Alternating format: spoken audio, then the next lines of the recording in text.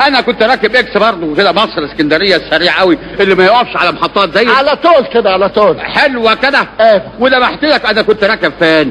في السبنسه اخر عربيه. خلي بالك انت في السبنسه اخر عربيه. ايوه واخد بالك. اخر عربيه. واخد بالك السبنسه. في السبنسه اخر عربيه. ربنا معانا هيجري في السبنسه اخر عربيه. وبعدين لمحت صاحبي ده على محطه طوخ، حدفت نفسي عليه. بصته كان وحشني بقالي يجي 130 سنه ما شفتهوش. والقطر ماشي. حدفت نفسي عليه وبصته من هنا ومن هنا. بعد جاب الشاي وشيشه وولع يعني قعدنا ناخد وندي وزي الاحوال والاولاد والحاجات دي كلها. وبعدين وتمام ولحقت القطر. مش هتصدقني. ايه لحقت القطر اللي انت راكبه؟ لا، الكذب الهيبه اللي قابله.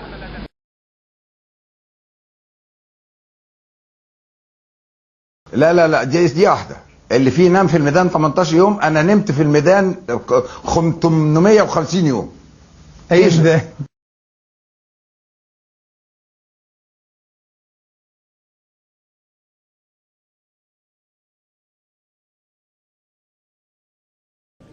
أنا أقبل كما تقول الوثيقة بالدولة المدنية. ألا تضع ذلك في الحسبان انه حتى لو فزت في الانتخابات يشتعل ميدان التحرير من جديد وينزل الناس لإسقاط أحمد شفيق؟ القوات المسلحة في 5 دقايق ادت عينة. اما تحب تطهر المنطقة بتعمل فيها ايه؟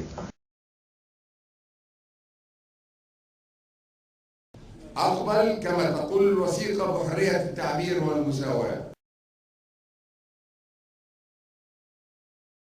انا بس انا عايز افهم اللي بيطلق هذه التصريحات النارية. بقول له انت مش قد هذه التصريحات النارية.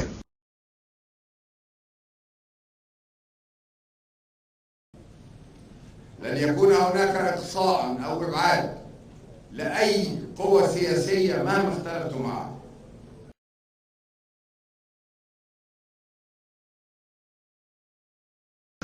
المهم مش هينجح واحد من التيار الاسلامي، لان مش صح ان واحد ينجح من التيار الاسلامي ويسلك مسلك بتاع مجلس الشعب حاليا. مش صح.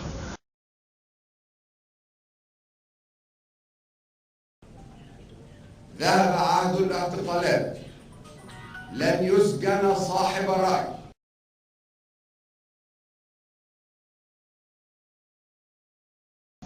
ما ينفعش اذا كان مراحل كنت بتقولوا سجن في سجن سجن سجن، كل ما تكلمونا تقولوا سجن. ده مدعاه اكتر انك تقدر هذا الموضوع وتبص للموضوع بنظرة شاملة اكثر عقلانية. السجن يزيدني حكمة بقى. وملوك الكلام في النظام القديم والنظام السابق والفلول وبتاع، والواحد بس يخجل يقول الفلول ايه؟ تعالى يا راجل اقعد قدامي كده اقول اجيب لك ملفاتك. لا ما تطلع الملفات. هطلع ونص ساعة ما هيحتدم الموقف، هطلع ملفات ونص. ده وانا يعني تبقى رئيس هتطلع الملفات؟ لا.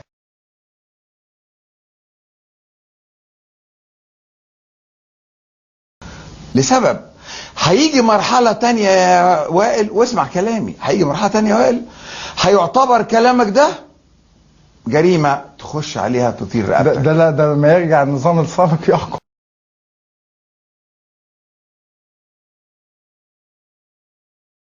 وزراء، نواب وزراء، محافظين، نواب محافظين، درجات الكبرى في الوزارات لازم ينالوا حقهم، لأن هو ده الحقيقة في إطار ما تم حيالهم من سلب كامل للثورة من إيديهم.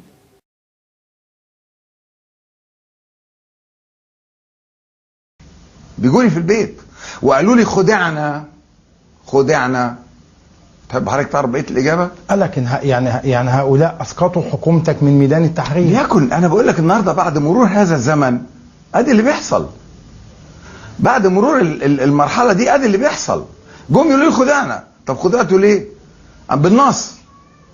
قالوا لي والله احنا شباب وطاقه وطاقه متفجره وشايفين في اخطاء، لكن ما نعرفش. اتشاور لنا كده عليكم بده عليكم بده عليكم بده، فنفذنا.